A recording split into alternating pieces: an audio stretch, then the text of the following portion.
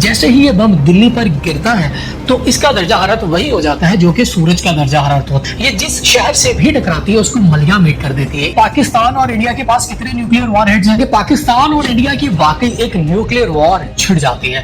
तो ये भयानक मंजरनामा कैसा होगा, हम इस फिक्टिशियस कहानी में ये जानते हैं। दोस्तों आज हम इस वीडियो में एक फर्जी फिक्टिशियस कहानी के बारे में बात करेंगे कि अगर वाकई पाकिस्तान और इंडिया की एक न्यूक्लियर वार हो जाती है तो इन दोनों में से कौन जीतेगा, कौन ज्यादा पावरफुल है और इसका पूरी दुनिया पर क्या इम्पैक्ट होगा। ये वीडियो देखने के बाद कोई भी शख्स ये दुआ नहीं करेगा कि पाकिस्तान और इंडिया की कभी भी एक न्यूक्लियर वार होनी चाहिए। इस पूरी दुनिया को तबाह करने के लिए सिर्फ 200 न्यूक्लियर बम्स की जरूरत है, यानी कि सिर्फ 200 न्यूक्लियर बम इस पूरी दुनिया को खत्म कर सकते हैं। दोस्तों क्या आप जानते हैं कि पाकिस्तान और इंडिया के पास कितने न्यूक्लियर वॉरहेड्स हैं? पाकिस्तान के पास 170 और इंडिया के पास 172 न्यूक्लियर वॉरहेड्स हैं और एक अंदाजा लगाया जा रहा है कि बाय द एंड ऑफ 2025 ये तादाद 500 से भी ज्यादा हो जाएगी। दोस्तों अब हम बात करते हैं कि पाकिस्तान और इंडिया की वाकई एक न्यूक्लियर वॉर छिड़ जाती है तो ये भयानक मंजरनामा कैसा होगा, हम इस फिक्टिशियस कहानी में ये जानते हैं। दोस्तों ये बात तब शुरू होती है जब इंडिया कश्मीर के ऊपर 370 आर्टिकल अप्लाई करता है। वहां के लोकल मुजाहिदीन इसका अब बदला लेना चाहते हैं। उस दिन से अनुच्छेद 370 के सभी खंड लागू नहीं होंगे। It's a huge surprise, a significant move to take direct control of the state of Kashmir. Troops, as we understand it, out on the streets. Panic has gripped many local residents. तो वो ये decide करते हैं कि वो Indian forces को निशाना बनाएंगे। रात के 2 बजे वो इंडियन फोर्सेस बेस कैंप पर अटैक करते हैं और 1000 से भी ज्यादा इंडियन फोर्सेस को मार देते हैं। हमेशा की तरह इसका ब्लेम इंडियन गवर्नमेंट पाकिस्तान पर ही डालती है और कहती है कि इसके पीछे पाकिस्तान का ही हाथ होगा। वहां की मीडिया और वहां की आवाम अब ये मांग करती है कि इसका बदला अब पाकिस्तान से लिया जाए, लिहाजा इंडिया अब ये डिसाइड करता है कि वो पाकिस्तान पर एयर स्ट्राइक करेगा। Indian prime minister Narendra Modi Indian air force को ये हुक्म देते हैं, ये ऑर्डर देते हैं कि वो पाकिस्तान पर जाकर अटैक करे। अटैक करने के लिए वो लाहौर की बजाय मुल्तान चुनते हैं क्योंकि वो ये बात जानते हैं कि पाकिस्तानी आर्मी का सारा फोकस लाहौर पर होगा, मुल्तान में थोड़ा कम होगा, इसलिए वो लाहौर की बजाय मुल्तान को निशाना बनाते हैं। इंडियन एयरक्राफ्ट मिराज 2000 और राफेल पाकिस्तानी हदूद में एंटर होते हैं और मुल्तान में पहुंचकर वहां पर एयर स्ट्राइक करते हैं। इंडियन टैंक्स T-90 और T-72 पाकिस्तान के अल-खालिद टैंक से टकराते हैं। इंडियंस नंबर्स में ज्यादा होते हैं और पाकिस्तान के टैंक्स नंबर्स में कम होते हैं। ये मुकाबला पाकिस्तान के शहर मीरगढ़ के मुकाम पर होता है। पाकिस्तानी फोर्सेस ये अंदाजा लगाते हैं क्योंकि वो नंबर्स में कम होते हैं, उनको लगता है कि शायद ही हम जंग नहीं जीत सकते और इंडिया का मुल्तान में दाखिला मुमकिन हो सकता है, इसलिए वो इंतहाई एक अहम फैसला करते हैं और वो फैसला ये होता है न्यूक्लियर टैक्टिकल वेपन इस्तेमाल करने का। रात को 2:16 पर गजनबी हदफ 3 एक nuclear short range missile Pakistan की तरफ से लॉन्च होता है और उसके चंद ही लम्हों बाद इंडिया की तमाम टैंक्स बटालियन लम्हों में ही मलयामेट हो जाती है और उनकी फोर्सेस टैंक्स में ही जलकर कोड़ा बन जाती है। इस हमले के बाद अब मौका आता है भारत के पास इसका जवाब देने का। वो इस मकसद के लिए पाकिस्तान की 3 मेजर सिटीज को शॉर्टलिस्ट करता है, लाहौर, कराची और रावलपिंडी। लाहौर को इसलिए मुस्तरद कर दिया जाता है क्योंकि वो इंडिया के बहुत करीब है और इंडिया की एक बहुत बड़ी आर्मी अमृतसर में मौजूद है। अगर लाहौर पर न्यूक्लियर हमला होगा तो इसकी इफेक्ट वहां तक भी जाएंगे। रावलपिंडी के साथ भी यही मामला है और कराची पर इसलिए हमला नहीं किया जा सकता क्योंकि वहाँ एक बहुत बड़ी सिविलियन आबादी है। अगर वहां वो न्यूक्लियर अटैक करते हैं तो इंटरनेशनल वर्ल्ड को इसका क्या जवाब देंगे, इसलिए दोबारा से अगेन वो मुल्तान ही सिलेक्ट करते हैं और अगेन मुल्तान पर न्यूक्लियर अटैक का फैसला करते हैं। वेरी नेक्स्ट डे इंडिया का एक पृथ्वी न्यूक्लियर मिसाइल पाकिस्तान की तरफ लॉन्च होता है। ये मिसाइल लिटिल बॉय से 3 गुना ज्यादा बड़ा होता है जो कि हिरोशिमा पर गिराया गया था और जैसे ही ये मुल्तान पर फायर होता है और इसके चंद ही लम्हों बाद मुल्तान के पूरे का पूरा शहर मौत के हवाले हो जाता है। एक आग का गोला पूरे मुल्तान शहर को अपनी लपेट में ले लेता है और वहां पर कोई भी इंसान, कोई जानवर, कोई भी जानदार चीज नहीं बचती और वहां पर सिर्फ और सिर्फ मौत का रक्स होता है। मुल्तान के इस न्यूक्लियर हमले से पाकिस्तान की आला क़यादत एक हिजानी कैफियत का शिकार हो जाती है और अब वो इस हमले का बदला लेने का फैसला करते हैं। जुनैद अकरम विंग कमांडर, जो हमारी इस फर्जी कहानी के एक करैक्टर हैं जिनका ताल्लुक फाल्कन स्क्वाड्रन से है, वो अपना F-16 जहाज उड़ाते हैं मोटरवे से।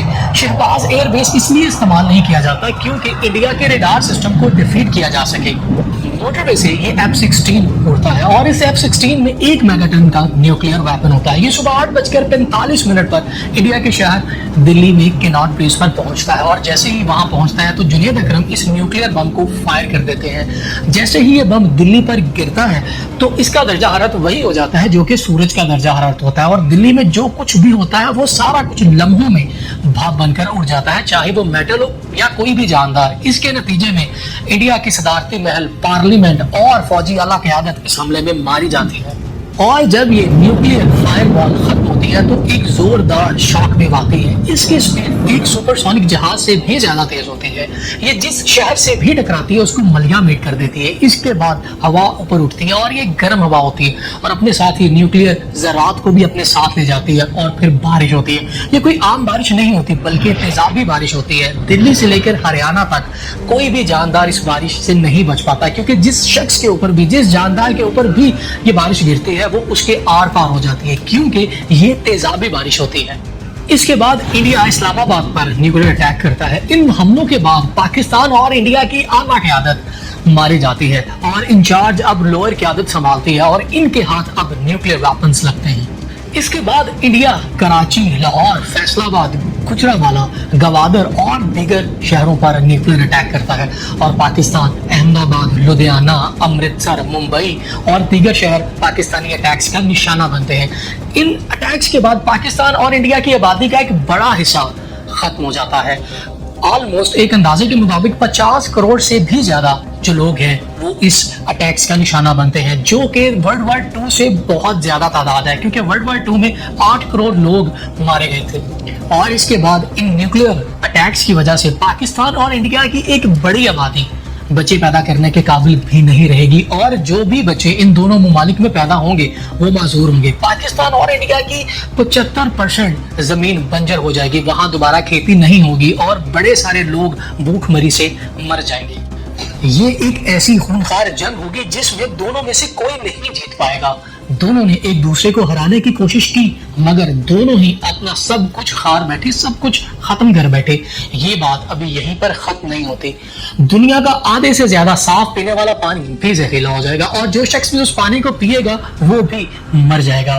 पानी सोने से ज्यादा महंगा हो जाएगा। जंग के चंद ही हफ्तों बाद कार्बन धुआं आधी से ज्यादा दुनिया को अपनी लपेट में ले लेगा। इस कार्बन धुएं का सबसे ज्यादा नुकसान ये होगा कि जमीन पर पहुंचने वाली सूरज की 50% रोशनी को वो ब्लॉक कर देगा, जिस वजह से जमीन की सतह ठंडी होना शुरू हो जाएगी और बारिशों का निजाम भी धर्म भरम हो जाएगा। फसलें नहीं उगेगी। 2 अरब से भी ज्यादा लोग इस भूखमरी से मर जाएंगे।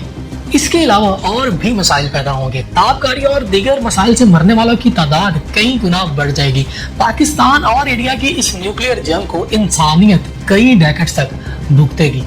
खैर, ये एक खौफनाक, एक भयानक ओवरव्यू था। अगर वाकई पाकिस्तान और इंडिया एक दूसरे के साथ न्यूक्लियर जंग छेड़ लेते हैं, बेहतर यही है कि दोनों ममालिक के तज्जिया निगार सिर्फ टीवी पर बैठकर ही तज्जिया करें और एक दूसरे पर बम गिराएं। हकीकत कितनी भयानक हो सकती है आपको इस वीडियो से अंदाजा हो गया होगा। ये कोई बच्चों का खेल नहीं है, ये हकीकत है और कभी भी पाकिस्तान और इंडिया की आपस में न्यूक्लियर वॉर नहीं होनी चाहिए।